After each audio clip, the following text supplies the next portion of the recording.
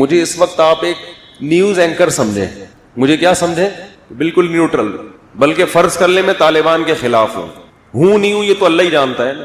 فرض کر لیں میں امریکہ کا حامی ہوں نہیں ہوں یہ کون جانتا ہے؟ اللہ جانتا ہے. تو جب پہلے لڑائی ہوئی تھی تو اس لڑائی میں بہت میں یہ کر رہا ہوں کہ اب اتنے آرام سے کیوں چلے گئے، یہ سوال پیدا ہوتا ہے. اشرف غنی ایسے نکلے اس طرح تو میں بھی پتلی گلی سے نہیں نکلتا. لوگوں سے ملاقات سے جب بچنا چاہتا ہوں نا تو ہم نے بھی ایک پتلی گلی رکھی ہوئی ہے. اتنی اسپیڈ سے ہم نہیں نکلتے جتنی اسپیڈ سے وہ کابل چھوڑ کے نکلے ہیں. اور دنیا حیران ہے. امریکہ کا بیان آ رہا ہے کہ ہم نے افغان فورس کو اتنا تیار کیا کمبختو 11 دن بھی نہیں ٹھہر سکے. چلو شکست کھاتے کچھ دن تو ٹھہر جاتے. تو امریکہ کے صدر کی خدمت میں میں کائنڈلی ایک ریکویسٹ کرنا چاہتا ہوں کہ حضرت دنیا کی آنکھوں پہ پٹی نہیں بندھی ہوئی.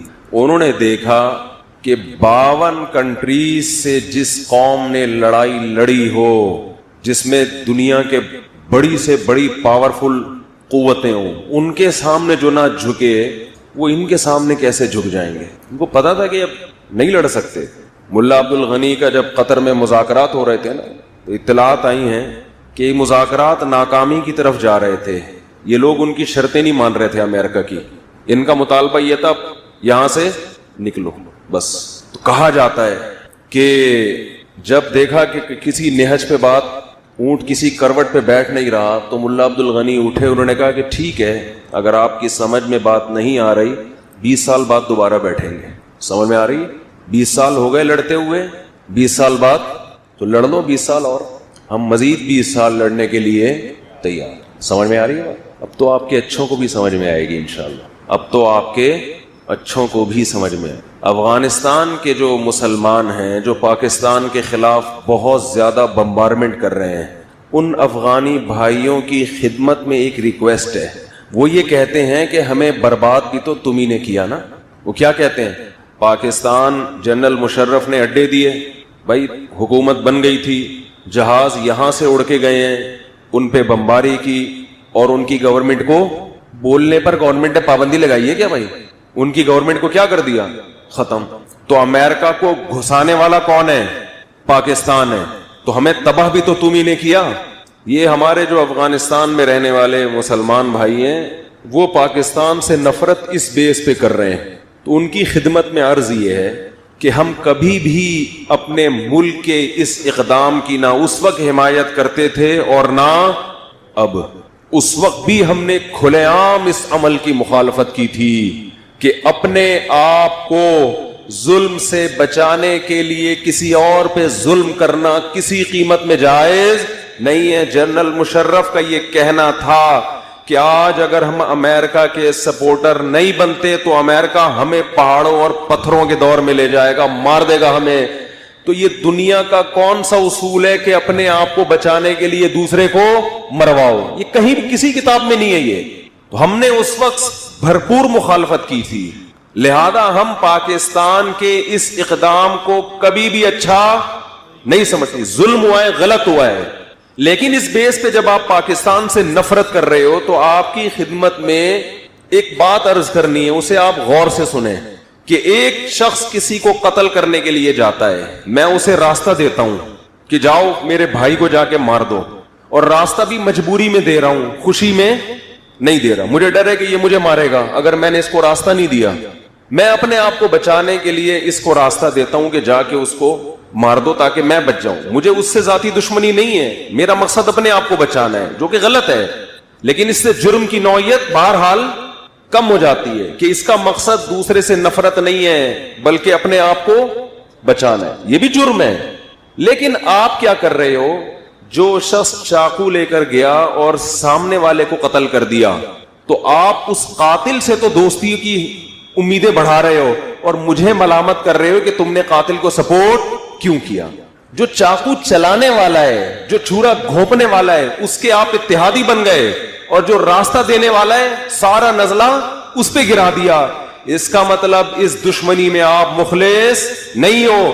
آپ کو اگر نفرت کرنی تھی تو آپ پاکستان سے بھی نفرت کرتے، امریکہ سے بھی نفرت کرتے, اور امریکہ نے جس گورنمنٹ کو زبردستی لا کے آپ پر مسلط کیا ہے اس حکومت کو بھی آپ برا بھلا کہتے, لیکن آپ اس حکومت کا بھی ساتھ دے رہے ہو, اس حکومت کے حواریوں کا, ہندوستان کا بھی ساتھ دے رہے ہو, آپ امریکہ کا بھی ساتھ دے رہے ہو, اور سارا نزلہ اس ملک پہ گلا رہے ہو جس نے, میں مانتا ہوں کہ ظلم کیا, لیکن اس نے آپ کو بے انتہا سپورٹ کیا ہے. اس نے 16 لاکھ سے زیادہ افغانوں کو اپنے ملک میں پناہ دی ہے, افغانوں کے لیے اس ملک کو دبئی بنایا. آج بھی لاکھوں افغان آپ کو یہاں کھاتے پیتے, جاب کرتے, ٹرانسپورٹ کے مالک بنے نظر آئیں گے. آپ ان تمام احسانات کو پس پش ڈال کر اپنے حقیقی دشمنوں سے دوستی بڑھا رہے ہو. اور جس نے ہمیشہ آپ روس کے ٹکڑے کروانے میں کس کی مدد تھی؟ سب سے زیادہ پاکستان کی مدد تھی. اگر صدر ضیاء الحق اس وقت افغانستان کا ساتھ نہ دیتا تو رشیا کے ٹکڑے ہونے میں مزید 20 سال لگ جاتے. تو آپ ان تمام پاکستان کے احسانات کو پس پش ڈال رہے ہو, اور آپ اس ایک غلطی کو ہائی لائٹ کر رہے ہو, لیکن اپنے دشمن کی بڑی بڑی غلطیاں آپ پی رہے ہو, جبکہ اس کا آپ کے اوپر کوئی احسان نہیں ہے. تو میں یہ پیغام ان اپنے افغان بھائیوں کو دینا چاہتا ہوں جو میڈیا کے غلط پروپیگنڈے کی وجہ سے کس کے خلاف ہو گئے ہیں؟ پاکستان کے خلاف. بات سمجھ میں آ رہی ہے کہ نہیں آ رہی ہے؟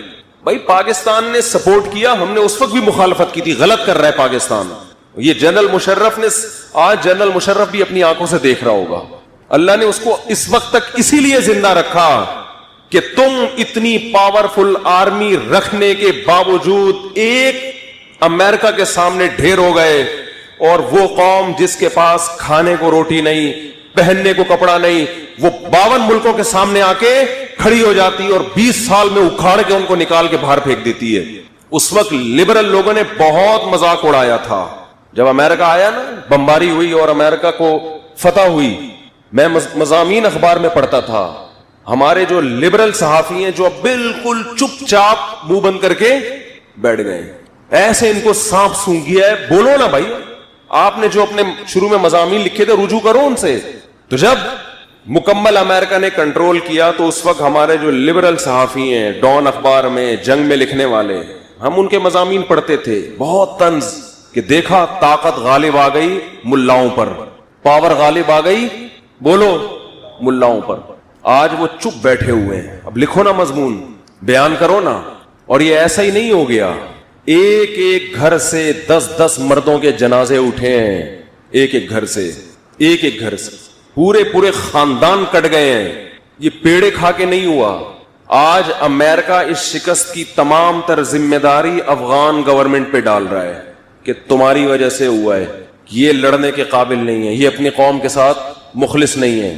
تو افغانستان میں بسنے والے مسلمان, کیونکہ وہاں فیس بک پہ بڑی جنگ ہو رہی ہے, ہمارے جو KPK کے اور کوئٹہ کے لوگ ہیں اور افغانستان کے مسلمان ہیں, ہمارے بھائی ہیں, سب آپس میں فیس بک پہ کیا ہو رہی ہے؟ جنگ, کہ یہ طالبان تو تمہارے پیدا کردہ ہیں, تم ہی نے مروایا, تم ہی نے ان کو بھیجا, اپنے ملک میں شریعت نافذ کرو نا, ہمارے ملک میں کیوں کر رہے ہو؟ اس ملک میں پاکستان شریعت نافذ نہیں کر رہا. یہ جتنے لڑنے والے لوگ ہیں یہ آپ ہی کی مٹی سے پیدا ہوئے ہیں, آپ کو اس پہ فخر کرنا چاہیے. ہم تو فخر سے بتاتے ہیں کہ افغانستان نے, افغانوں نے, اور یاد رکھو یہ جو طالبان کا لفظ استعمال ہوتا ہے, طالبان تو بہت تھوڑے سے تھے مدرسوں کے, یہ تو سارے وہی افغانی جو رشیا کے خلاف لڑتے رہے وہ, اور ان کی نسلیں اس میں شامل ہوتی رہی, نام طالبان کا لگ گیا. سارے مدرسے کے طلبہ تھوڑی ہیں, یہ تو بہت تھوڑے, یہ سارے وہ افغانی ہیں جو روس کے خلاف لڑتے لڑتے لڑتے پھر اگلی نسل ان کی نیٹو کے خلاف لڑتی رہی ہے. ان کے خون میں اللہ نے لڑائی رکھی ہے. اور اس جنگ کے بعد قیامت تک اب دنیا کی کوئی طاقت چاند پہ تو جا سکتی ہے, مریخ پہ بھی جا سکتی ہے, انشاءاللہ افغانستان کا بارڈر کراس کرنے کی ہمت نہیں کرے گی. تو یہ تو فخر کی بات ہے افغانیوں کے لیے, اس پہ فخر کرو, اس پہ کیوں ذلت والی باتیں کر رہے ہو؟ بولو ہماری قوم کو اللہ نے یہ وصف دیا ہے کہ ہم کبھی کسی طاقت کے سامنے گھٹنے نہیں ٹیکتے. یہ تو فخر کی بات ہے آپ کے لیے. آپ اس میں الزامات ڈال رہے ہو پاکستان کے اوپر, کبھی کسی کے اوپر, کبھی کسی کے اوپر, تو آپ کے لیے فخر کی بات ہے. آپ بولو ہم نے کیا ہے, دنیا سلوٹ کرے گی آپ کو, اور کر رہی ہے الحمدللہ. آپ اپنی فتح کو اس طرح کی باتیں کر کے ذلت میں تبدیل مت کرو. آپ سے اللہ نے ایک بہادری کا کام کروایا اور آپ کہہ رہے ہو میں نے نہیں کیا, کس نے کیا ہے؟ اس نے کیا ہے. لوگ کہیں گے ہم تو ایوارڈ آپ کو دینے کے لیے آئے تھے اور آپ کہہ رہے ہو کیا کس نے ہے بھائی؟ اس نے کیا ہے.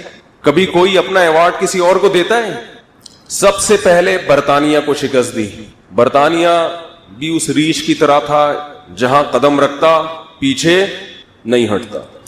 اس کے بعد رشیا آیا, اس کو تو سفید ہاتھی کہا جاتا تھا, پاؤں رکھنا تو جانتا تھا, اس میں ریورس گیئر بولو باز نہیں, ایسی گاڑی تھی رکشے میں ریورس گیئر ہوتا ہے اب ہونے لگا ہوگا, سنا پہلے نہیں ہوتا تھا. وہ ایک 50 آتی تھی, 50 بائک ہوتی تھی, اس میں ریورس, بائکوں میں تو ویسے ہی نہیں ہوتا ریورس گیئر, وہ کلچ کے بغیر گیئر لگتا تھا اس میں. جیسے بائک میں ریورس گیئر نہیں ہوتا, رشیا کے پاس بھی ریورس ہونے کا کوئی راستہ نہیں تھا. اس نے یہ آپشن رکھا ہی نہیں تھا ریورس گیئر والا. اس نے کہا تھا جہاں جائیں گے آگے ہی جائیں گے. لوگوں نے باتیں بنائی کہ اصل میں یہ جو افغان کمزور ہو کے اتنی بڑی طاقت سے لڑ کے جیتے ہیں, ایکچولی یہ لڑائی کس کی تھی؟ امریکہ اور روس کی. یعنی وہ ماننے کے لیے تیار نہیں ہے کہ خدا بھی کچھ کر سکتا ہے. حالانکہ اس لڑائی میں امریکہ بہت بعد میں آیا ہے, بہت بعد میں آیا ہے. آپ افغانوں کے بوڑھوں سے پوچھو, وہ کہتے ہیں ہم نے غلیلوں سے جنگ لڑی ہے, ہم بندوق چلانا نہیں جانتے تھے. ٹینکوں کے آگے 400 آدمی ایک وقت میں شہید ہوتے تھے, پھر ان میں سے ایک ٹینک پہ چڑھنے میں کامیاب ہوتا تھا. یہ تو وہاں کی تاریخ ہے. پھر جب امریکہ نے دیکھا کہ افغان کھڑے ہو گئے ہیں اور رشیا کے بس کی بات نہیں, سمرقند کو ہضم کیا رشیا نے, بخارا کو ہضم کیا, ترمس کو ہضم کیا, اتنی بڑی بڑی تاجکستان, ازبکستان, یہ ساری ریاستوں کو ہڑپ کرتے کرتے کرتے افغان گورنمنٹ کو اس نے خریدا, افغانستان میں داخل ہوا, پورے ملک پہ گلی گلی پہ ہر محکمے پہ مکمل قبضہ کیا. اس کے بعد اس کو کھرچ کے نکالا گیا. یہ معجزہ تھا, اتنا بڑا معجزہ جس پہ ملحدین کو, سیکولر لوگوں کو ایمان لے آنا چاہیے تھا, مگر اللہ جس کی آنکھوں پہ پٹی باندھے اور جس کی بصیرت کی آنکھیں اندھی ہو جائیں, جس نے ہر دھرمی کا فیصلہ کر لیا ہو کہ میں نے نہیں ماننا اسلام کو یا خدا کو, وہ یہی کہے گا کہ یہ کس کی لڑائی تھی؟ امریکہ اور روس کی لڑائی تھی. لوگوں نے کہا اس وقت, ہمیں یاد ہے ہم چھوٹے بچے تھے, بحثیں ہماری بھی ہوتی تھیں کہ کہاں سے روس کی امریکہ کی لڑائی ہو گئی بھائی, سارے تو افغانی لڑ رہے ہیں. افغانی یہاں آتے تھے جو پناہ گزین بتاتے تھے میرا باپ شہید ہو گیا, میرا بھائی شہید ہو گیا, اور ہم گارے سے گارا اٹھا کے ٹینکوں کے شیشوں پہ مارتے تھے تاکہ وہ شیشے کیا ہو جائیں؟ اندھے. ایک ایک گلی سے, ایک ایک محلے سے کھرچ کے رشیا کی ایک بہت پاورفل آرمی کو انہوں نے نکالا. 16 لاکھ تو رپورٹ ہے, قربانیاں 16 لاکھ سے کئی گنا زیادہ لوگوں نے دی ہیں. ہر گلی, ہر کھمبا وہاں پر آپ کو گولی کا نشان نظر آئے گا. گلیوں میں لڑائی ہوئی ہے, اور یہ لڑائی وہاں کی آرمی نے نہیں لڑی, وہاں کی عوام نے, کہ ہم نہیں برداشت کریں گے. مجھے ایک افغانی ملا, اس نے مجھے کہا کہ ہم چرس تو پی سکتے ہیں یہ جرم مانتے ہوئے کہ جرم ہے, لیکن جو قوم خدا کو نہیں مانتی وہ ہم پہ حکومت کرے یہ ہماری غیرت کے خلاف ہے. مر جائیں گے, کٹ جائیں گے, اس کو نہیں آنے دیں گے ہم. یہ پرانے وقتوں کی بات ہے کہ ایک ایسی قوم ہے جو خدا کو نہیں مانتی, وہ ہمارے باپ بن کے ہم پہ حکومت کرے گی. ٹھیک ہے چرس پی رہے, ہمارا کس کا معاملہ ہے؟ چرسی نہیں ہوتے افغانی. ایک مثال دے رہا ہوں کہ اگر کوئی چرسی ہے تو وہ بھی لڑتا ہے, وہ کہے گا میں جان دوں گا خدا کی خاطر, برداشت نہیں کروں گا میں. جیسے ایک آدمی کے 2 بیٹے ہوں, ایک ابا کی باتیں مانتا ہے اور دوسری ابا کی باتیں نہیں مانتا. آپ کے ابا, ان 2 کے ابا پہ کسی نے حملہ کیا, اب جو نافرمان تھا وہ دفاع کے لیے کھڑا ہو گیا آ کے. لوگ کہیں گے تو ابا کا نافرمان ہے. وہ کہیں گے نافرمان کا مطلب یہ تو نہیں کہ میرے باپ کو میرے سامنے کوئی مارے اور میں, ہے تو میرا باپ نا. تو پہلے وہ لڑے ہیں رشیا کے خلاف. امریکہ بہت بعد میں آیا ہے, بھاگتے چور کی لنگوٹی. چلو یہ اب رشیا, میں الحمدللہ نہ فلمیں دیکھتا ہوں نہ دیکھنے کی ترغیب دیکھتا ہوں. مجھے اس وقت بتایا گیا کہ ایک امریکہ نے ایک فلم بنائی ہے, کاش اس کا نام اس وقت میرے ذہن میں ہوتا, آپ وہ کلپ لازمی دیکھتے. کمانڈو کوئی ان کا ہیرو تھا, وہ فلم امریکہ نے بنائی اور امریکہ کے سینما گھروں میں چلی تھی. اس میں یہ دکھایا گیا, اس میں کوئی بے حیائی نہیں تھی, فلم کے شروع سے لے کے فلم کے اینڈ تک. اس کے شارٹ کلپ میں نے دیکھے, کیونکہ وہ بنائی کس پہ تھی؟ افغان جو رشیا کے خلاف لڑ رہے ہیں. اس میں یہ دکھایا گیا, میرا گلا آج بہت زیادہ بیٹھا ہوا ہے, بڑی مشکل سے آج میں بیان کے لیے آیا ہوں, 2-3 دن سے طبیعت بہت شدید خراب چل رہی ہے, اور مجھے اس کا علاج بھی معلوم ہے. علاج یہ ہے کہ میں 2-4 دن کے لیے کراچی سے باہر چلا جاؤں, کیونکہ بھنگی خانہ بن چکا ہے الحمدللہ, اور اب یہ جب تک ہوا تبدیل نہیں ہوگی یہ سیٹنگ پہ نہیں آنے والا. تو بھنگی خانہ, وہ پچھلی دفعہ میں بیان کر رہا تھا, کراچی کی برائیاں کر رہا تھا حکمرانوں کی, وہ عامر لیاقت صاحب آ گئے, عجیب ٹائم پر آئے. تو عامر لیاقت صاحب کہیں گے میرا کیا تعلق بھائی ان گٹر کے ڈھکنوں سے. یہ جمہوری نظام حکومت جو ہمارے یہاں چل رہا ہے نا, اس میں ہمیں یہی نہیں پتہ چلتا یہ والا کام ہے کس کے ذمہ ہے. یہ ایسا پیچیدہ نظام ہے. دیکھو سعودی عرب میں جاؤ گے ہر کام کے ذمہ دار بادشاہ ہے, متحدہ عرب امارات میں جاؤ گے جو غلط ہو رہا ہے لوگ کس کو پوچھیں گے, بادشاہ کو. ہمارے ہاں جاؤ تو کہے گا یہ میری ذمہ داری نہیں ہے, وہ کہے گا یہ میری ذمہ داری. پتہ ہی نہیں اتنے ڈپارٹمنٹ ہیں کہ اس کے لیے پہلے آپ کو PhD کرنی پڑے گی کہ یار ڈھکن کس وزارت کے تحت آتے ہیں, گٹر کے ڈھکن کچرے خانے کس وزارت کے تحت آتے ہیں, اور اس کا وزیر لیٹسٹ چل کون رہا ہے. اتنے سیاست دان اتنے ہیں, پتہ ہی نہیں چلتا کہ بددعا کس کے خلاف کرے انسان. پھر ہم تو ہول سیل کے حساب سے کر رہے ہوتے ہیں, اللہ ہول سیل کے حساب سے کر رہا ہوں, جو واقعی مستحق ہو اس کو لگا دے, باقیوں کو معاف کر دے, کیونکہ باقیوں کو کسی اور طریقے سے آ کے لگ رہی ہیں. پھر ایک آدمی پر زیادہ بددعائیں ہو جائیں صحیح نہیں ہے نا. تو میں یس کر رہا تھا کہ انہوں نے وہ فلم بنائی تو وہ اس کے کلپس میں نے دیکھے,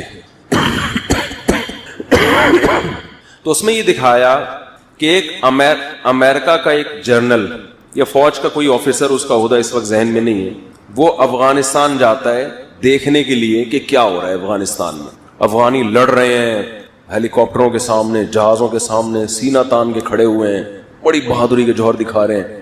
اتفاق سے یہ گرفتار ہو جاتا ہے اور رشین آرمی اس امریکن فوجی کو پکڑ لیتی ہے کہ تو یہاں کیا کرنے آیا ہے, آپ کا یہاں کس سلسلے میں آنا ہوا. جب اس کو پکڑ لیتے ہیں تو پھر کچھ اور امریکن اس کو چھڑانے کے لیے آتے ہیں اپنے اس فوجی کو. اس دوران دکھایا ہے کہ جب رشین آرمی نے اس امریکن جنرل کو پکڑا ہے نا, تو اس سے انٹرویو لے رہے ہیں, تم یہاں کیوں آئے وغیرہ وغیرہ.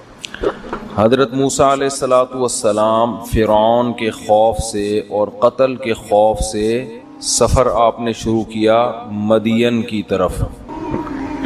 وَلَمَّا تَوَجَّهَ تِلْقَاءَ مَدْيَنَ قَالَ عَسَىٰ رَبِّي أَن يَهْدِيَنِي سَوَاءَ السَّبِيلِ. اب مدین کا راستہ حضرت موسیٰ علیہ السلام کو معلوم نہیں تھا, لیکن کوئی آپشن بھی نہیں تھا. اب راستہ تو معلوم نہیں ہے لیکن اب مصر میں رہ بھی نہیں سکتے, تو اس لیے مدین کی طرف رخ کیا اور فرمانے لگے اللہ سے امید ہے کہ مجھے وہ صحیح راستہ دکھا دے. ایسے موقع پہ توکل کیا جاتا ہے, یعنی اللہ توکل پہ چل پڑے. اس سے پتہ چلا توکل کہاں کیا جائے گا کہ اپنی طرف سے آپ کام پورا کر لیں, اب آپ کے پاس کوئی آپشن ہی نہیں ہے, ایک ہی کام ہے, تو اب کیا کرنا ہے, اللہ توکل. تو یہ موقع ہے توکل کرنے کا. بھائی مصر میں ٹھہر تو سکتے نہیں ہیں, جانا تو ہے, اب گائیڈنس بھی نہیں ہے, تو بسم اللہ کر کے نکلو, دیکھا جائے گا راستے میں پوچھتے پوچھتے پہنچ جائیں گے. بالآخر سفر کرتے کرتے کرتے کرتے مدین شہر پہنچ گئے. ابھی تک حضرت موسیٰ کو نبوت نہیں ملی ہے. بنی اسرائیل کی ایک نوجوان ہیں, نیک ہیں, صالح ہیں. وَلَمَّا وَرَدَ مَاءَ مَدْيَنَ, مسافر سب سے پہلے پانی کی تلاش میں ہوتا ہے, کیونکہ انسان کو 3 چیزوں کی ضرورت سب سے زیادہ ہے, ایک آکسیجن, ایک پانی اور ایک روٹی. تو آکسیجن تو اللہ نے ہوا میں رکھ دی ہے, وہ کنووں میں الحمدللہ نہیں ملتی, نہ سلنڈر میں کہ آپ جا کے لائن میں کھڑے ہوں, وہ اللہ نے ہوا میں چھوڑ دی ہے کیونکہ اس کی ضرورت بہت زیادہ ہے. دوسرے نمبر پہ سب سے زیادہ چاہیے پانی. خوراک کے بغیر بھی گزارا ہو جاتا ہے 1 آدھ ہفتہ, لیکن پانی کے بغیر گزارا نہیں ہے. تو مسافر جہاں بھی جاتے ہیں سب سے پہلے کیا تلاش کرتے ہیں, بھائی پینے کو پانی ملے. قرآن کہتا ہے وَلَمَّا وَرَدَ مَاءَ مَدْيَنَ, حضرت موسیٰ بھی فوراً پانی کی طرف گئے. شہر میں داخل ہوتے ہی پتہ چلا جی فلاں جگہ کنواں ہے, وہاں پہنچ گئے. وَجَدَ عَلَيْهِ أُمَّةً مِّنَ النَّاسِ يَسْقُونَ, کچھ لوگوں کو دیکھا جو ڈول سے پانی نکال کے اپنے جانوروں کو پلا رہے ہیں. وَوَجَدَ مِن دُونِهِمْ امْرَأَتَيْنِ تَذُودَانِ, تھوڑا دور دیکھا کہ 2 لڑکیاں یا 2 خواتین کھڑی ہوئی ہیں, وہ ہٹا رہی ہیں اپنے جانوروں کو کہ یہ نہ چلے جائیں آگے. قَالَ مَا خَطْبُكُمَا, حضرت موسیٰ کو ان پہ ترس آیا کہ یہ 2 نوعمر لڑکیاں ہیں, ان کو تو بہت دیر لگ جائے گی ان کا نمبر آنے میں. تو حضرت موسیٰ ان کے پاس گئے خدمت خلق کے جذبے سے. ما خطبکما، تم لوگ یہاں کیوں کھڑی ہو اتنی دور؟ قالتا لا نسقی حتی یصدر الرعاء وابونا شیخ کبیر. وہی بات ہے، ان لڑکیوں نے دو جملوں میں اپنے خاندانی ہونے کے دو ثبوت پیش کر دیے. قرآن جو ہے نا دو ہی قسم کے طبقے کا ذکر کرتا ہے، ایک خاندانی اور ایک غیر خاندانی. بس اسی پہ پورا قرآن ہے. خاندانی لوگوں کے لیے جنت اور غیر خاندانی لوگوں کے لیے جہنم. تو یہ میں بار بار خاندانی غیر خاندانی کیوں استعمال کرتا ہوں؟ اپنے آپ کو دیکھا کرو آپ کن لوگوں میں شامل ہو رہے. آپ کی باتیں وہ ہیں جو خاندانی لوگ کرتے ہیں، آپ کے اعمال وہ ہیں جو خاندانی لوگوں کے بول لو نا ہوتے ہیں. تو جو اچھا آدمی ہوتا ہے نا وہ ہر چیز میں اچھا ہوتا ہے، بات بھی کرے گا تو اچھی. اب موسیٰ علیہ السلام بھی خاندانی تھے، مسافر ہیں، مسافر کو تو اپنی فکر ہوتی ہے. اسے کیا فکر کہ یار وہ دو بچیاں کھڑی ہوئی ان کو پہلے پانی پلاؤ. ابے چھوڑو بھائی، یہ ان کا ہیڈک ہے، ہمارا ہیڈک تھوڑی ہے. یہ غیر خاندانی ہونے کی یار میں نہیں درس دینا ہی چھوڑ دوں گا. میں تم لوگ سے میں خاندانی کر کے 6 مہینے ہو گئے. تم لوگ منہ سے تو پھوٹ دیا کرو نا معذرت کے ساتھ. بولنے میں کیا جا رہا ہے؟ تھوڑا چوک و چوبند. دیکھو میں نے تراویح پڑھائی ہے، تھکا تو میں ہوں، آپ نے تو پڑھی ہے نا، تو آپ کیوں اتنے تھک گئے ہو؟ تو حضرت موسیٰ علیہ السلام، دیکھو کوئی مسافر جب اتنی دور جاتا ہے تو اس کو اپنی پڑی ہوتی ہے، اسے کسی اور کی فکر نہیں ہوتی. ہم ہوتے ہیں، ہم کہتے ہیں بھائی ان کا ہیڈک ہے، دور کھڑی ہوئی ہیں، ان کے ہاں خواتین کے ساتھ یہی سلوک ہوتا ہوگا، ان کی پرمپرا ہی یہی ہے، ان کا کلچر ہی یہی ہے. بھائی میرے کو اپنی فکر ہے، میں بھی لائن میں لگتا ہوں پانی پیوں، یہی ہوتا نا. ایسے موقع پہ کوئی آ کے آپ سے کہہ بھی دینا کہ بھائی میں کمزور ہوں، معذور ہوں، میرے لیے ڈول نکال لے، تو آپ اسے جواب میں کیا تانا دو گے؟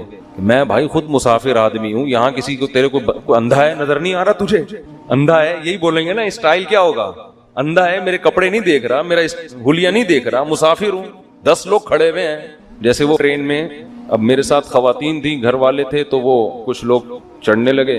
تو میں نے کہا بھائی یہاں ذرا پردے دار خواتین ہیں، یہاں فوراً سیٹ پہ نہ بیٹھیں. فوراً کہنے لگے ہماری ساڑی ٹانگیاں ٹوٹیاں نہیں ہیں، ہماری کوئی ٹانگیں ٹوٹی بھی نہیں ہے. پھر مجھے کہنے لگے تسی کراچی کے ہو؟ میں نے کہا کہ توڑا قصور نہیں ہے. پھر توڑا قصور اسٹائل تھا یہ بھی. تو موسیٰ علیہ السلام، وہ تو بیچارے اچھے آدمی تھے، ان کو تو میں نے ویسے ہی رگڑ دیا. ہر ایک کا اپنا اسٹائل بھی ہوتا ہے نا. تو موسیٰ علیہ السلام کو فکر لگ گئی کہ بھائی میں تو مرد آدمی ہوں، بعد میں نمبر آ جائے گا، پی لیں گے. یہ بیچاری خواتین دور کھڑی ہوئی ہیں، ان کا تو نمبر بہت دیر سے آئے گا، ان کی پہلے خدمت کرو. کیسا دیکھو جو اچھے ہوتے ہیں ہر جگہ کیا ہوتے ہیں؟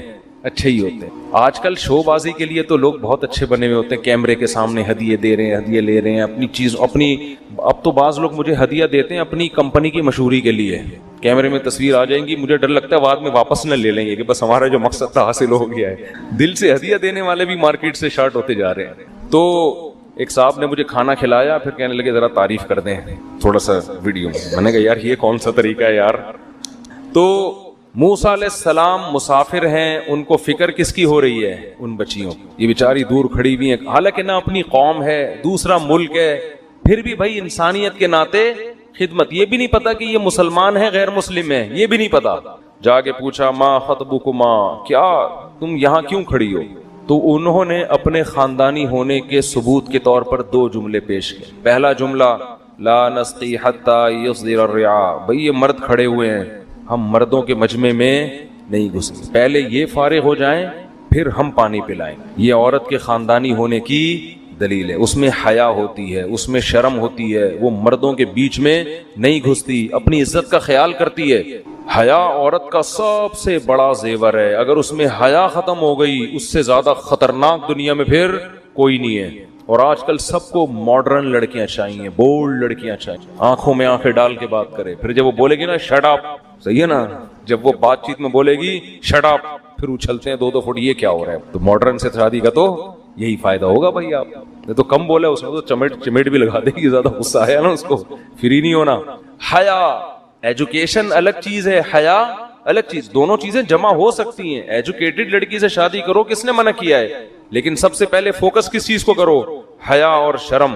تو انہوں نے کہا بھائی جب تک یہ پانی نہیں پلاتے ہم مجمع میں گھس نہیں سکتے. اب سوال پیدا ہوتا ہے بھائی آپ نے تو ایک جملہ تو کہہ دیا اپنے خاندانی ہونے کا, لیکن خاندانی لوگوں کے ہاں تو گھر کے باہر کے کام مرد کرتے ہیں, لیڈیز تھوڑی کرتی ہیں. حضرت موسیٰ نے سوال نہیں پوچھا ان سے, کیونکہ حضرت موسیٰ تھوڑی انکوائری کریں گے, یہ انکوائری کرنا بھی غلط ہے نا. اب کوئی خاتون اگر باہر شاپنگ کر رہی ہے, آپ جا کے پوچھیں آپ کے گھر کوئی مرد نہیں ہے آلو خریدنے کے لیے, تو اس کے غیر خاندانی ہونے کی دلیل ہونا ہو آپ کے غیر خاندانی ہونے کی یہ دلیل, آپ کیوں کسی کے معاملات میں گھس رہے ہو. تو حضرت موسیٰ نے ان سے نہیں پوچھا, تو وہ خود اپنے بارے میں بتا رہی ہیں, کیونکہ جو انسان صحیح ہوتا ہے اس کو وہ اپنے بارے میں بدگمانی سے بھی لوگوں کو بچاتا ہے کہ میرا غلط امیج نہ جائے. تو فوراً انہوں نے خود سے کہہ دیا حضرت موسیٰ کے پوچھے بغیر, ابونا شیخ کبیر, ہمارے والد بوڑھے آدمی ہیں, وہ گھر سے باہر نہیں جا سکتے, مجبوری میں ہم نکلی ہیں, ورنہ یہ کام تو مرد کا ہے, چاہے وہ باپ ہی کیوں نہ ہو. مردوں کا کام ہے یہ عورتوں کا کام نہیں ہے. آج ساری باہر کی خریداری کس کے ذمہ ہے؟ خواتین کے ذمہ. کچھ دنوں میں مرد گھر میں بیٹھ کے کپڑے دھونا شروع کر دیں گے. یہی فلپائن میں ایسے ہی ہوتا ہے. میں دبئی گیا تو وہاں ساری فلپینی عورتیں, میں نے کہا بھائی یہ مرد تو نظر نہیں آ رہا. انہوں نے کہا ان کے ہاں مرد گھر میں ہڈ حرام پڑے رہتے ہیں, جاب کون کرتی ہیں؟ خواتین. وہ ہڈ حرام گھر میں. شکر ہے فلپینیوں کو میرا بیان سمجھ میں نہیں آتا, اردو میں کرتا ہوں نا. اچھا کچھ فلپینی کے بارے میں اطلاع ملی, مسلمان بھی ہوئے احقر کا بیان سن کے, وہ کہیں اردو میں کسی نے ٹرانسلیشن کر دی تھی, اللہ تعالیٰ قبول فرمائے. تو اس لیے میں لوگوں سے کہہ رہا ہوں کوئی ٹرانسلیشن کا کوئی خاندانی قسم کا انتظام ہو جائے نا, وہ بیانات جو خاص طور پہ غیر مسلموں سے متعلق ہیں, تو اللہ سے امید ہے شاید اس کا کوئی فائدہ ہو جائے. تو اللہ ایڈمن سے رابطہ کریں اس سلسلے میں, جو احمد طالب ہے نا, اگر کوئی یہ چاہتا ہے ڈبنگ انگلش میں ہو جائے تو احمد طالب سے رابطہ کریں. تو موسیٰ علیہ الصلوۃ والسلام ان لڑکیوں نے کیا کہا, ہمارے والد بوڑھے آدمی ہیں, ورنہ وہ آتے ہم کیا کرتے, گھر میں رہتے. حضرت موسیٰ کو بڑا ترس آیا ان کے اوپر, فسقا لہما, حضرت موسیٰ علیہ السلام نے ان کے ہاتھ سے ڈول لیا اور ایسے جا کے کھینچ کے پانی نکال کے ان کے حوالے کر دیا, جاؤ. ثم تولی الی الظل. اب موسیٰ علیہ السلام کی نیت تو صرف انسانیت کی خدمت, کوئی لالچ ان کے ذہن میں نہیں تھی, نہ انہوں نے زبان سے کہی نہ ان کے دل میں. لیکن حضرت موسیٰ نے جب یہ خدمت کی نا تو ان کے ذہن میں خیال آیا کہ بھائی مجھے بھوک بھی لگ رہی ہے, بالکل اجنبی ہوں, یہاں رہنے کا کوئی انتظام بھی میرے پاس نہیں, کوئی ملازمت, کوئی جاب, کوئی بزنس, تو میں نے ان کی خدمت کی ہے, شاید یہ اس کے بدلے میں مجھے ان کے والد اگر خاندانی آدمی ہوئے جیسے کہ باتوں سے لگ رہا ہے تو شاید اس کی کوئی اجرت مجھے دے دیں اور 2 ٹائم کی روٹی کا میرے لیے انتظام ہو جائے. مانگ تو رہے نہیں ہے نا. تو ایسے موقع پہ ان بچیوں سے کہنے کے بجائے اللہ سے دعا مانگ رہے ہیں, یہ بتانے کے لیے کہ ہم انسان کے محتاج تو نہیں ہے لیکن اللہ کے محتاج ہیں. اگر اللہ نے کوئی انتظام میرے لیے کر دیا ہے تو اللہ کر دے, میں اس سے مستغنی نہیں ہوں. نہیں آ رہی بات؟ کیا پیغمبروں کی تعلیمات ہیں یار. اس لیے جب بھی کوئی جیب میں ہاتھ ڈالا کرے نا, جب بھی کوئی مرید جیب میں ہاتھ ڈالے اس سے امید نہ لگاؤ, لیکن اللہ سے دعا مانگ لیا کرو, اے اللہ شاید کوئی لفافہ نکال کے دے رہا ہوں, اس سے تو امید نہیں, لیکن اگر تو اس کے دل میں ڈال دے تو میں تیری رحمت سے مستغنی نہیں ہوں. مذاق کر رہا ہوں, اس کو سیریس نہ لیں آپ. تو بعض دفعہ ہوتا ہے نا مریدین کھجانے کے لیے جیب میں ہاتھ ڈالتے ہیں, شیخ جو 2 نمبر شیخ ہوتے ہیں نا پیر, ان کو ایک دم خیال ہوتا ہے شاید کوئی لفافہ نکال کے دے رہا ہے, تو یہ بھی ہوتا ہے بعض دفعہ. پھر وہ پھوٹ کے روتے ہیں جب پتہ چلتا ہے کہ صرف کھجا کے اس کا ہاتھ واپس. یہ جو 2 نمبر پیر ہوتے ہیں نا, ان کی حالت کو میں جانتا ہوں, آپ کو نہیں پتا, ہم تو رہے ہیں نا. 1 نمبر لوگوں میں بھی 2 نمبر میں بھی ہر طرح کے لوگ ہم نے دیکھے. تو حضرت موسیٰ نے کو امید ہو گئی کہ شاید کچھ میرے لیے 2 ٹائم کی روٹی کا یہ لوگ انتظام کر دیں, کیونکہ باتوں سے یہ بچیاں خاندانی لگ رہی ہیں, تو باپ بھی کیا ہوگا, خاندانی ہے, کہ کچھ نہ کچھ انتظام کریں گے. قرآن کہتا ہے آ کے سائے کے نیچے کھڑے ہو گئے, ربی انی لما انزلت الی من خیر فقیر, اے اللہ تو میری طرف کوئی بھی خیر اگر نازل کرتا ہے تو میں اس کا محتاج ہوں, میں اس سے مستغنی نہیں ہوں. یہ نہیں کہہ رہے اللہ ان کے دل میں خیال آئے نہ مجھے کوئی پرواہ, میں ایسی زندگی گزاروں. تو یہ عبدیت کے خلاف ہے, اتنا فنٹر بننے کی ہمیں اسلام نے اجازت نہیں دی. یہ اعتدال اچھا ہوتا ہے. اللہ نے دعا سن لی, فجاءتہ احداہما تمشی علی استحیاء, باپ بھی خاندانی, ٹھیک ہے نا. لڑکیوں نے جا کے جب ابا کو بتایا کہ ابا ایک نوجوان نے آج ہماری خدمت کی ہے اور ہمیں ڈول سے پانی پلایا ہے, تو باپ اگر غیر خاندانی ہوتا وہ کہتا ہے چلو اللہ نے کوئی انتظام کر دیا, آرام سے کھانا کھا کے سو جاؤ, بھاڑ میں جائے, جس نے کرنا تھا لوگ تو یہی کرتے ہیں نا, کام نکالو, اس کیا اجرت مجرت کسی کو بلانا اور کسی کو پیسے پوسے, یہ کیا ہوتا ہے؟ اپنا کام نکالو, پتلی گلی سے نکلو. میں ایک دفعہ اپنی بائک ٹھیک کروا رہا تھا, ایک میکینک نے نا کچھ وہ کوئی چیز ڈھیلی ہو گئی تھی, اس نے صحیح کی. میں نے کہا بھائی ٹھیک ہے, اسٹارٹ کر کے دیکھی, ہاں صحیح ہے. تو میں جب جانے لگا نا, اس نے اپنے دوست کے کان میں کہا کہ ابے اس کو بول وہاں تک یہ یہاں سے نکل جائے کسٹمر. یہ پرانی بات ہے, پھر بھلے آگے جا کے خراب ہو جائے. ہماری تو جان چھوٹے. وہ اس کو بول رہا تھا اور مجھے سنائی دے رہا تھا. میں نے کہا یار کیسا غیر خاندانی آدمی ہے. یعنی وہ اتنی ٹھیک کر دی کہ یہاں سے وہاں چلی جائے. وہ اس کو سمجھا رہا ہے میں نے تو جگاڑو کام کر دیا ہے, یہ پیسے مل گئے, یہاں سے جائے یہ کسٹمر, اور پیسے تو مل گئے نا, وہاں جا کے بھلے خراب ہو جائے, ہم اس کی ذمہ دار نہیں ہوں گے. اٹ از کالڈ غیر خان. اس طرح لوگ بھی ہیں کہ اپنا کام نکالو. پنچر والے بعض دفعہ کیلیں ڈال دیتے ہیں دور, ایسا میں نے خود دیکھا ہے. ہائی وے پہ کیلیں پڑی ہوئی دیکھی, آگے پنچر کی دکان. ابے قرب قیامت میں جب مسلمان بہت کسمہ پرسی میں ہوں گے تو خراسان سے لشکر اٹھے گا. خراسان یہ افغانستان اور ایران کا حصہ, اس علاقے کو نبی صلی اللہ علیہ وسلم کے دور میں خراسان کہا جاتا ہے, جس میں قندھار بھی آتا ہے, ایران کا بھی حصہ آتا ہے اس میں. تو یہاں سے لشکر اٹھے گا, مجاہدین لڑیں گے بہت بڑی تعداد میں, دنیا میں جہاد ہوگا, کیونکہ مسلمان ظلم کی چکی میں پس کے تنگ آ چکے ہوں گے, اور لڑتے لڑتے حدیث میں آتا ہے اتنی بڑی بڑی لڑائیاں ہوں گی کہ 1/3 مسلمان شہید ہو جائیں گے اس میں. 1/3 مجاہدین جو لڑنے والے ہوں گے, اور 1/3 جو ہوں گے وہ میدان جنگ سے بھاگ جائیں گے, اور 1/3 کو اللہ فتح عطا فرمائے گا. تو جو 1/3 میدان جنگ سے بھاگ جائیں گے, نبی صلی اللہ علیہ وسلم نے فرمایا ان کی توبہ کبھی قبول نہیں ہوگی. جو 1/3 شہید ہو جائیں گے وہ افضل ترین شہداء ہوں گے اس وقت کے, اور 1/3 کو اللہ تعالیٰ غلبہ عطا فرمائیں گے. ایک واقعہ تو ہمیں قرب قیامت میں نبی صلی اللہ علیہ وسلم سے یہ ملتا ہے صحیح حدیث سے. دوسرا ہمیں یہ ملتا ہے کہ قرب قیامت ہی میں مسلمان کسمہ پرسی کا شکار ہوں گے, تو تلاش کریں گے حضرت مہدی کو, کیونکہ حضرت مہدی وہ شخصیت ہیں جن پہ تمام نیک لوگ جمع ہو جائیں گے, اور وہ مسلمانوں کی میدان جنگ میں کمانڈ کریں گے, جہاد میں کمانڈ کریں گے. تو ان کو بیت اللہ میں تلاش کیا جائے گا. وہ رسول اللہ صلی اللہ علیہ وسلم کی اولاد میں ہوں گے, اور لوگ ان کو پہچان لیں گے, اہل اللہ پہچان کر ان کو اپنا امیر بنائیں گے, اور ان کی قیادت میں پھر لڑائی اور جہاد شروع ہوگا. اور یہ لڑائی جب دمشق میں لڑائی ہو رہی ہوگی, تو دمشق میں عصر کی نماز کے وقت حضرت مہدی, میں نے جو یہ کہا کہ دمشق میں لڑائی ہو رہی ہوگی, مقصد یہ نہیں ہے کہ دمشق کوئی میدان جنگ بنا ہوا ہوگا, مقصد یہ ہے کہ وہ مجاہدین کا لشکر دمشق میں ہوگا عصر کی نماز کے وقت. لڑائی چاہے کسی اور میدان میں ہو رہی ہو, لیکن احادیث میں ہمیں دمشق کا تذکرہ ملتا ہے. تو دمشق میں حضرت شام کا تذکرہ ملتا ہے, اور جو قرائن ہمیں ملتے ہیں وہ دمشق کی ایک خاص مسجد ہے. وہ مسجد حضرت مفتی تقی عثمانی صاحب اور مفتی رفیع عثمانی صاحب نے اس کو ہائی لائٹ بھی کیا, لیکن وہ یقینی نہیں ہے. یہ خوب سمجھے, انہوں نے اس کا بھی تبصرہ کیا کہ اس کے بارے میں کوئی یقین نہیں ہے. تو حضرت مہدی عصر کی نماز پڑھا رہے ہوں گے, لوگ امامت میں آپ کے پیچھے کھڑے ہوں گے, یہاں تک کہ مسجد کے مینار پر, آج بھی وہ مینار موجود ہے جس کے بارے میں غالب گمان ہے کہ یہ وہ مینار ہے جہاں حضرت عیسیٰ علیہ السلام نازل ہوں گے. غالب گمان کے درجے میں کہا جا سکتا ہے, ورنہ پھر اسی کے اڑوس پڑوس میں کوئی مسجد ہوگی. میرا اگر شام جانا ہوا تو انشاءاللہ میں ارادہ ہے کہ میں ولاگ میں اس مسجد کا بھی تذکرہ کروں گا, اس جگہ کا بھی تذکرہ کروں گا. لیکن میں پہلے یہ بات بتا دوں کہ وہ 100% یقینی نہیں ہے. ایسا نہ ہو کہ اس مسجد کے مینار پہ چڑھ کے لوگ جو ہے وہ اس کے کوئی مینار کو ہی چاٹنا شروع کر دیں تبرک کے طور پہ. تو عصر کی نماز کا ٹائم ہوگا, حضرت عیسیٰ ابن مریم علیہ الصلوۃ والسلام فرشتوں کے کندھوں پہ ہاتھ رکھ کے نیچے اتریں گے نماز کے ٹائم پہ, یعنی آسمان سے مینار تک آئیں گے, اور پھر مینار سے آپ کے لیے سیڑھیاں لگائی جائیں گی. سیڑھیوں کے ذریعے مینار سے نیچے اتریں گے, اور لوگ ان کو پہچان لیں گے.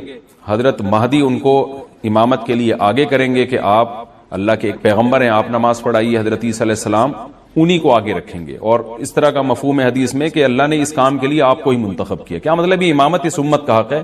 تو حضرت عیسیٰ ابن مریم علیہ الصلوۃ والسلام کا جو کام ہوگا وہ جہاد ہے, اور یہودیوں سے انتقام لینا, کیونکہ یہودیوں نے اپنے خیال میں حضرت عیسیٰ کو قتل کیا تھا. تو اللہ نے یہودیت ہی کے خاتمے کے لیے اور دجال کے خاتمے کے لیے عیسیٰ ابن مریم کو نازل کیا. حضرت مہدی سے پہلے ہی دجال ظاہر ہو چکا ہوگا.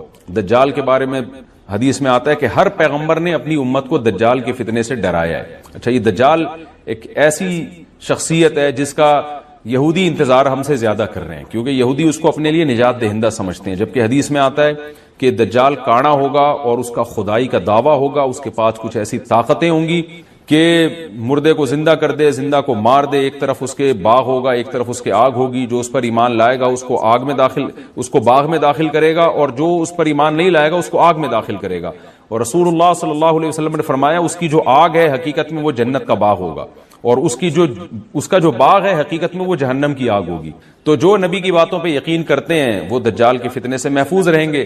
اور حدیث میں سورہ کہف کی بھی تلاوت کا حکم ہے، جمعے کے دن جو کہف کی تلاوت کرتا ہے اللہ اس کو دجال کے فتنے سے محفوظ رکھتا ہے۔ اب آپ دیکھیں یہ سورہ کہف میں ہی قیامت کی علامات، یہ مضمون چل رہا تھا کہ حضرت ذوالقرنین انتہائی مشرقی حصے کی طرف پہنچے زمین کے، وہ علاقے فتح کرنے کے بعد پھر حضرت ذوالقرنین نے زیادہ تر مفسرین کی رائے کے مطابق شمال کا رخ کی۔ قرآن میں نہیں ہے کہ نارتھ کی طرف گئے یا ساؤتھ کی طرف گئے، لیکن کچھ چیزیں بدیہی ہوتی ہیں۔ آبادی ظاہر ہے اس وقت نارتھ ہی کی طرف زیادہ تھی، ساؤتھ کی طرف آبادی بہت بعد میں دنیا میں آئی ہے، اور اب بھی بہت کم آبادی ہے ساؤتھ کی طرف، تو غالب یہی ہے کہ نارتھ کی طرف حضرت ذوالقرنین گئے۔ قرآن کہتا ہے ثم اتبع سببا حتی اذا بلغ بین السدین، سد کہتے ہیں بند کرنا، کہتے ہیں نا سد باب، اور انسداد دہشت گردی، باب انفعال میں جائے گا تو انسداد یعنی دہشت گردی کو بند کرنا، تو سدین دو سد یعنی دو آڑیں، تو پہاڑ کو آڑ سے تعبیر کیا گیا ہے کیونکہ پہاڑ رکاوٹ بن جاتا ہے ادھر کی آبادی ادھر اور ادھر کی ادھر جانے کے لیے، تو ایک آڑ کی طرح ہوتا ہے۔ تو قرآن کہتا ہے حتی اذا بلغ بین السدین، یہاں تک کہ جب دو پہاڑوں کے درمیان میں پہنچے، وجد من دونہما قوما، تو آپ نے پایا ان دونوں کے پیچھے ایک قوم کو، یا دونوں کے ایک طرف ایک قوم کو پایا۔ لا یکادون یفقہون قولا، ایسی قوم تھی لا یکادون یفقہون قولا، کہ بات سمجھنے کی صلاحیت ہی نہیں تھی اس کے اندر۔ دیکھیں حضرت ذوالقرنین جب مشرق کی طرف گئے تو زبان تو وہاں بھی نہیں آتی ہوگی، وہ الگ زبان ہوگی۔ جب سورج کے مغرب کی طرف گئے زمین کے دوسرے کنارے کی طرف، تو ان کی زبان بھی ذوالقرنین کی زبان سے میچ نہیں کرتی ہوگی، وہاں بھی ترجمان کی ضرورت پڑی ہوگی، لیکن وہاں قرآن نے یہ نہیں کہا کہ وہ بات سمجھتے ہی نہیں تھے۔ لیکن جب نارتھ کی طرف گئے ہیں تو قرآن کہہ رہے ایسی قوم دیکھی پہاڑوں کے پیچھے جو کچھ سمجھنے کی اس میں گویا صلاحیت ہی نہیں تھی، لا یکادون، ان میں کھوپڑی نہیں تھی ان کی، تو اس لیے زیادہ تر مفسرین اس طرف گئے کہ یہ کوئی وحشی قوم تھی۔ کوئی وحشی قوم ہوتی ہے نا جنگلوں میں جو رہنے والے، جیسے میں نے ایک ولاگ بنایا تھا، مسائی قوم ایک جنگل میں رہتی ہے، تو جنگلی قسم کی قوم تھی، کوئی ہو سکتا ہے پتے وتے جسموں پہ ڈھانپتے ہوں اور بالکل درندوں کی طرح جانوروں کی طرح رہتے ہو، تو اس ٹائپ کی قوم تھی کہ اوپر کھوپڑی ان کی خالی تھی، بات سمجھنے کی صلاحیت نہیں تھی ان میں۔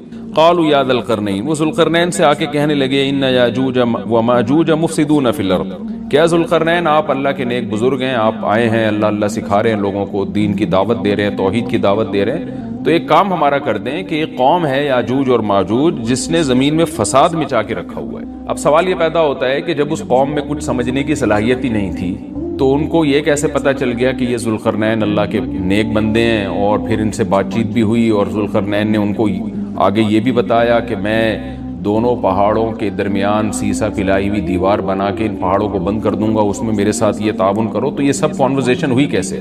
تو اس کا جواب آسان ہے، ظاہر ہے جتنی بھی بیوقوف قوم ہو کسی نہ کسی طریقے سے اشاروں سے ترجمان سے مختلف طریقوں سے اس کو تھے تو بہرحال انسان، نہ کوئی گدھے گھوڑے یا کوئی بندر تو نہیں تھے انسان۔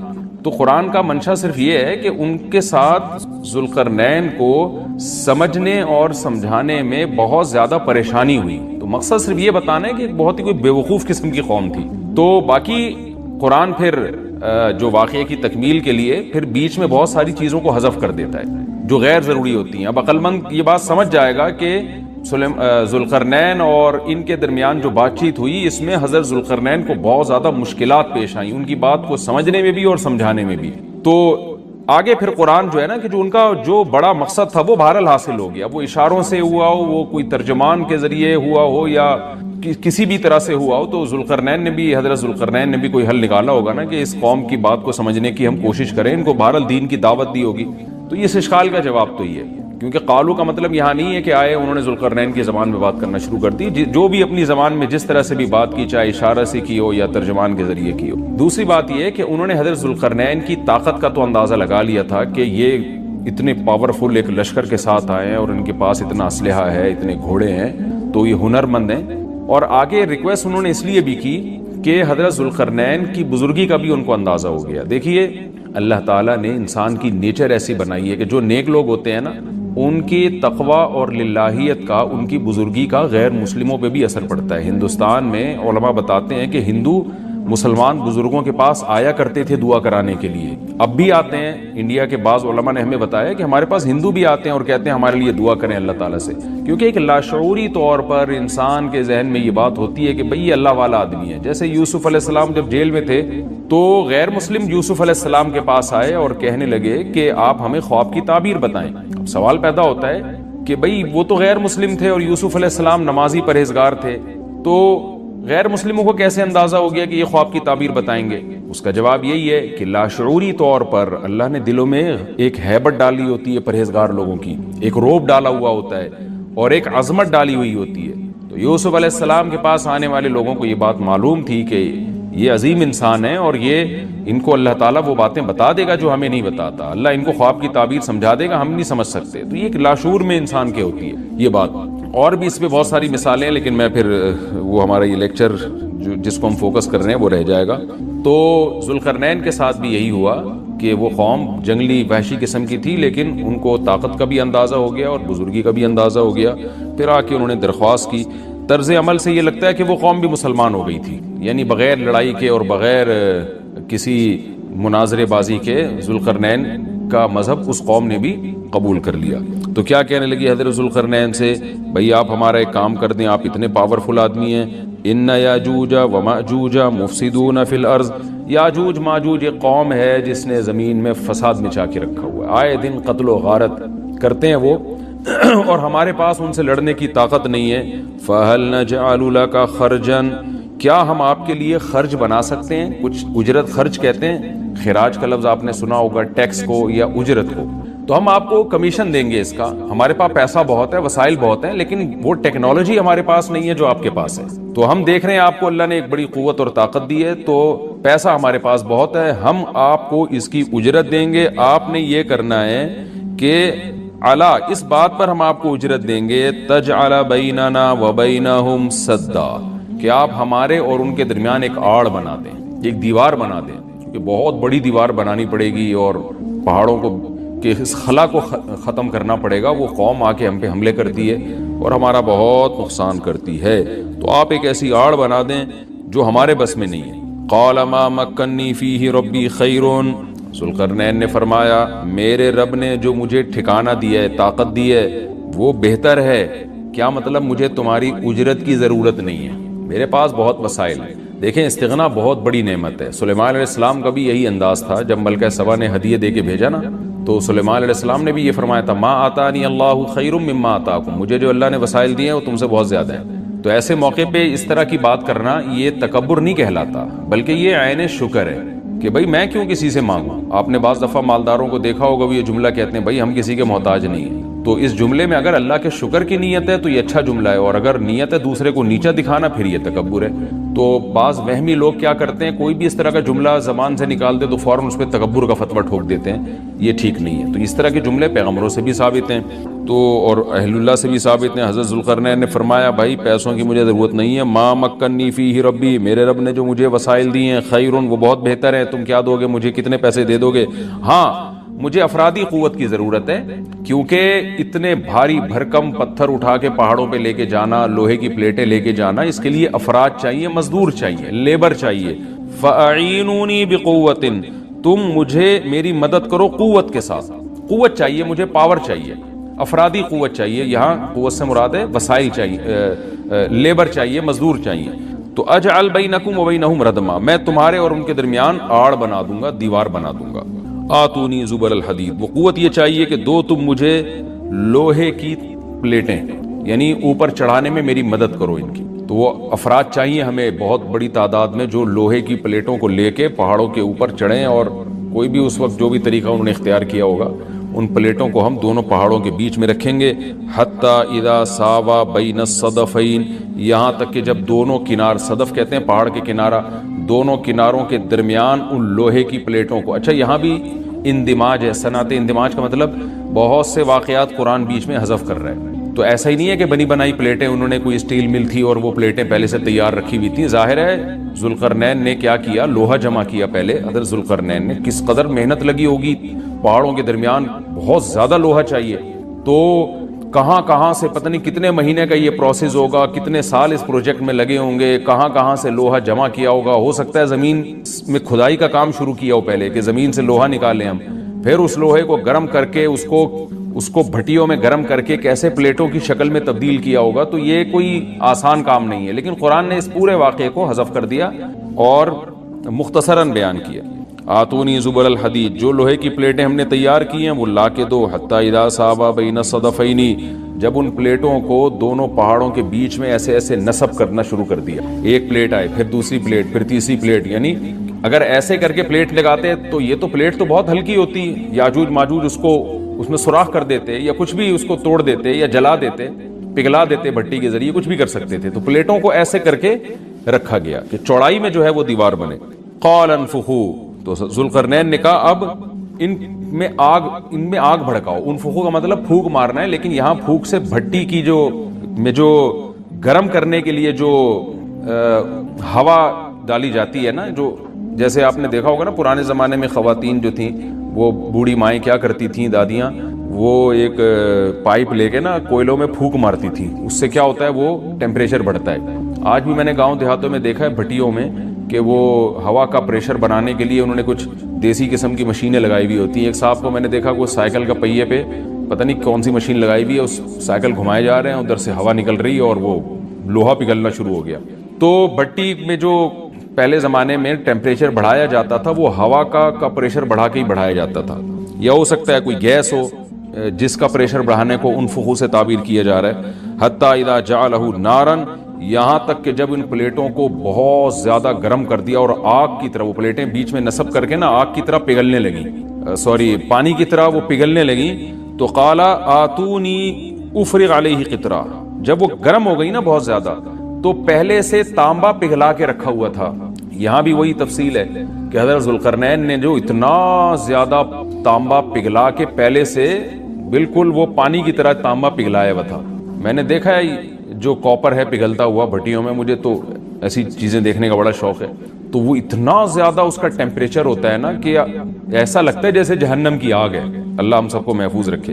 تو میں کبھی کبھار جب یہ آیت پڑھتا ہوں تو میں سوچتا ہوں کہ کیا کتنا بڑی مقدار میں حضرت ذوالقرنین نے کہاں کہاں سے تانبا جمع کیا ہوگا, پھر اس کو کیسے اس زمانے میں جو صدیوں پرانی بات ہے جب ٹیکنالوجی نے اتنی ترقی نہیں کی تھی, اس کا تو عشر اشیر بھی نہیں تھا, لیکن کیسے اس کو پگھلایا ہوگا انہوں نے حضرت ذوالقرنین نے. تو وہ کسی دیگڑے میں جناب اتنا زیادہ, پھر دیگ کہاں سے لائے ہوں گے, وہ دیگ تو خود پگھل جائے گی. اس کے لیے مخصوص قسم کی ایک کوئی میٹل ہوتا ہے کہ اس کا ٹیمپریچر اور تانبے کا ٹیمپریچر میں فرق ہوتا ہے, کہ تانبا جس ٹیمپریچر میں پگھلے گا تو اس دھات کو, تانبے کو جس دیگ میں ڈالا جائے وہ اس ٹیمپریچر پہ نہ پگھلتا ہو, یا کوئی پتھر کی دیگ ہوگی جو بھی ہوگا, لیکن بہرحال یہ ساری چیزیں محیر العقول ہیں.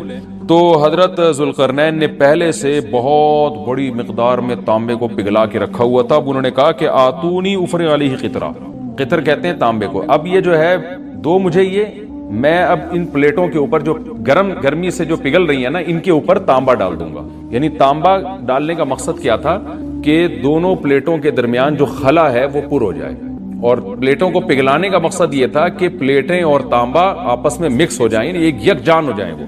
کیونکہ جب ایک چیز گرم کر کے دوسری گرم چیز کے ساتھ ملائی جاتی ہے نا, تو وہ اس کے اجزاء ایک دوسرے میں داخل ہو جاتے ہیں اور وہ بالکل یکجان ہو جاتا ہے. تو آتونی افرغ علیہ قطرہ, دو مجھے یہ تانبا, میں اس کے اوپر انڈیل دوں گا. تو وہ دیگیں تانبے کی پگھلا کے پہاڑوں پہ چڑھایا گیا ان دیگوں کو, اور پھر وہ لوہے کی پلیٹوں کے بیچ میں جو خلا تھا نا, ان خلا میں وہ تانبے کا جو پگھلا ہوا تانبا تھا پانی کی شکل میں, اس پگھلے ہوئے تانبے کو ڈال دیا گیا.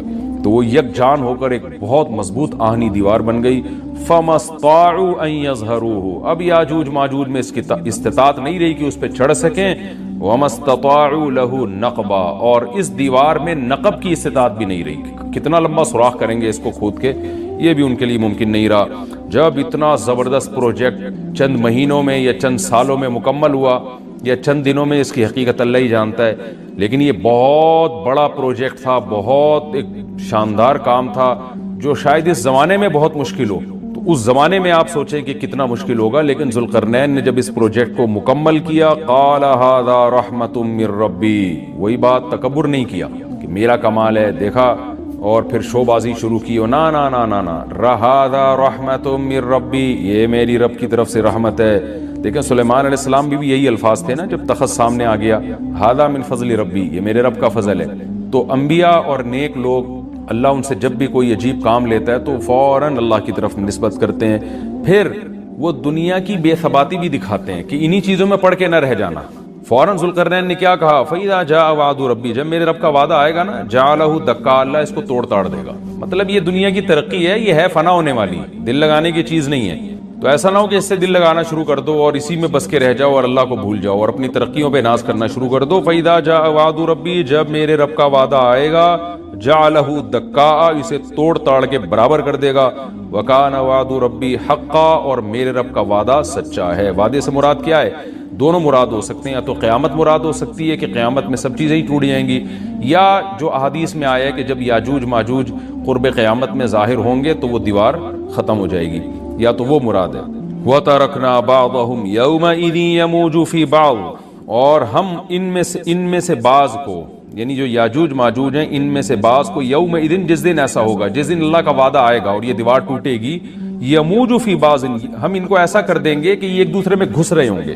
یہ مضمون احادیث میں آیا ہے۔ دیکھیں قرآن میں اور احادیث صحیحہ میں جو یاجوج ماجوج اور اس دیوار کا ہمیں ملتا ہے نا، میں صرف اس کو آپ کے سامنے بیان کروں گا، باقی اس بارے میں ڈیٹیل میں آپ جائیں گے تو بہت کچھ آپ کو انٹرنیٹ پہ بھی مل جائے گا، مفسرین کی کتابوں میں بھی مل جائے گا، اور لوگوں کی اپنی اپنی تحقیقات ہیں، اپنے اپنے تبصرے ہیں۔ نہ میں ان تبصروں کو صحیح کہہ رہا ہوں نہ غلط کہہ رہا ہوں، کتابیں بھری ہوئی ہیں، وہ آپ جائیں پڑھیں اس کو، لیکن جتنی بات قرآن سے اور صحیح احادیث سے یاجوج ماجوج کے بارے میں ثابت ہوتی ہے، میں صرف اس کو آپ کے سامنے ابھی پیش کر رہا ہوں۔ پہلا عقیدہ تو یہ ثابت ہوتا ہے کہ یاجوج ماجوج ایک قوم ہے، انسان ہیں، وہ کوئی انسانوں کے علاوہ کوئی الگ مخلوق نہیں ہے، لیکن ہیں بڑے فسادی۔